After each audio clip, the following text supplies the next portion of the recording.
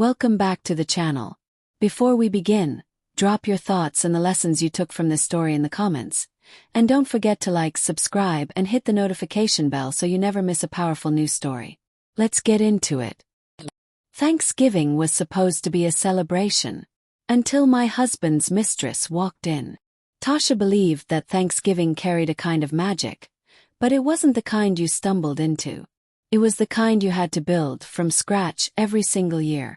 Planning started weeks in advance. For her, Thanksgiving wasn't just about the food. It was about legacy, love, and keeping the family stitched together, even when life frayed the seams. She kept a worn spiral notebook on her nightstand filled with recipes, schedules, and even little notes about what each family member loved.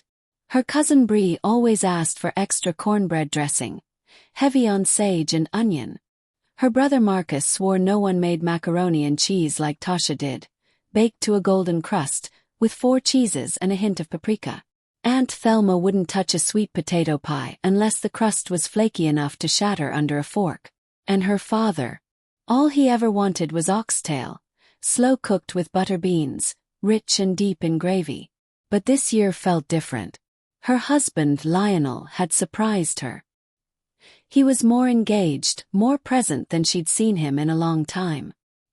He'd been coming home from work with groceries, little surprises, fresh flowers, even a new apron for her with "Queen of the Kitchen" embroidered across the front.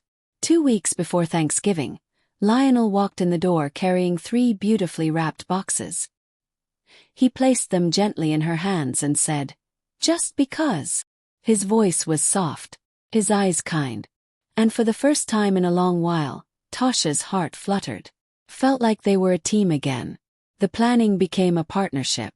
They brainstormed gift ideas for their parents, a tradition they'd started after getting married. This year, Tasha suggested luxury spa packages for the mothers and personalized whiskey tumblers paired with curated bourbon baskets for the fathers. Lionel was enthusiastic, even staying up late to research the perfect pairings. Tasha felt lighter.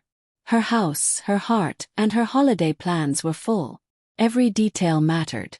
She ordered everything online, wrapped the gifts herself with gold ribbon, and arranged them neatly under soft afternoon light in the living room. The house glowed. The air smelled of cinnamon, roasted garlic, and love. And Lionel, he was everywhere, helping with bows, teasing her about her obsession with the seating chart, picking the perfect playlist. For once, he seemed proud to be part of her world. Sometimes she caught him watching her, smiling in a way that made her feel seen. The day before Thanksgiving, Tasha woke before dawn. She roasted sweet potatoes, brined turkey, simmered collard greens with smoked turkey necks. Lionel was right behind her, dicing onions, sipping coffee, humming along to old school R/B. By the time her friend Camille stopped by that night with a bouquet of lilies and a bottle of Merlot, the kitchen was buzzing. "Girl, you don't need help," Camille said, eyeing the perfectly prepped feast. "You need a vacation." Tasha laughed, hands dusted in flour as she rolled biscuit dough. Her eyes wandered to Lionel, who was chopping scallions just how she liked. It was the kind of moment she hadn't felt in years. Peaceful. Easy. Thanksgiving morning arrived crisp and golden. The Atlanta air had just enough bite to make the kitchen warmth feel like a hug. Tasha set the table with her mother's old china, white with gold trim. She ironed napkins embroidered with leaves, polished every fork, checked every chair for a wobble. Lionel came into the kitchen with a fresh bouquet of her favorite flowers and a coffee in each hand. "You've outdone yourself," he told her. "You look beautiful." Tasha smiled. She didn't say anything. She didn't need to. By noon the house was alive. Her brother Marcus arrived first, arms full of homemade pickles and his usual teasing. "Smells like black heaven in here," he said, hugging her tight. One by one the family poured in. Aunt Thelma with her heavy purse and heavier opinions. Her parents, tired but glowing with pride. Lionel's folks in their Sunday best. Cousin Bree's kids tore through the hall shrieking. Even Uncle Calvin, who swore he'd never show up to a bougie potluck, brought a bottle of rum and hugs for everyone. Tasha handed out drinks, laughed with her nieces, took pictures for the family group chat. Lionel was by her side the entire time, making toasts, pulling out chairs, refilling glasses. He even arranged a centerpiece himself, fresh mums in mismatched vases. It was clumsy, but it was sweet. For a few precious hours it felt perfect, like the old days, like home. But then Lionel's phone buzzed. He stepped into the hallway, voice low and hurried. Tasha noticed.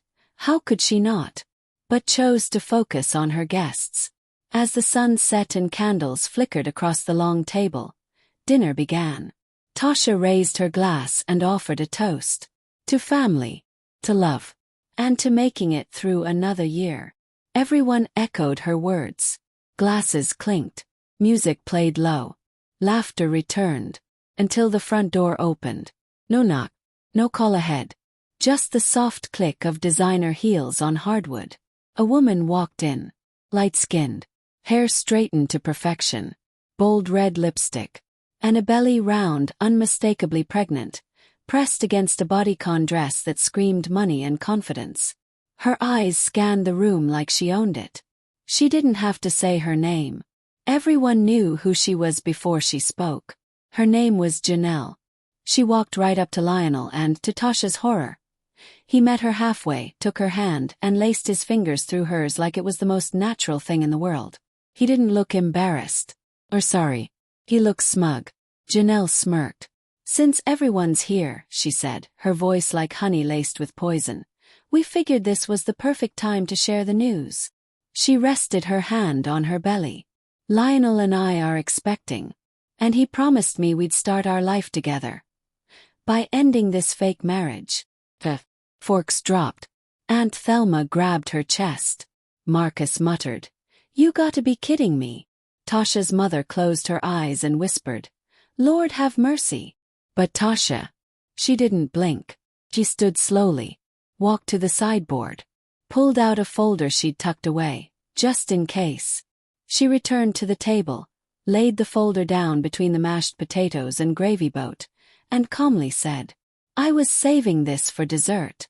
But since y'all are in the mood for surprises, Janelle, let me give you one." She opened the folder. Inside, notarized documents, signed board approvals, legal filings. "Lionel doesn't own the company anymore," she said, lifting her chin. "Hasn't for 2 years. I bought him out quietly while he was too busy playing CEO and chasing tail." Janelle blinked. Lionel's smug grin faltered. Tasha turned to Janelle again, her voice even, almost kind. "And you? As of this morning, Lionel's been terminated. Board approved. And his severance doesn't cover mistresses or side babies." A stunned silence settled over the table. Even the kids went quiet. Janelle stood frozen, lips parted, no words.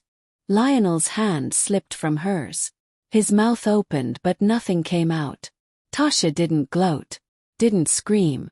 She walked back to her seat, poured herself a glass of wine, and finally smiled wide and true. She looked around at the family she had fed, loved, and protected, and every pair of eyes stared back at her with awe. "Happy Thanksgiving, y'all," she said. If you felt that, if this story made you feel something, drop a comment with a lesson you're taking away. Like, share, and subscribe, and stay tuned for more stories that remind you what strength really looks like.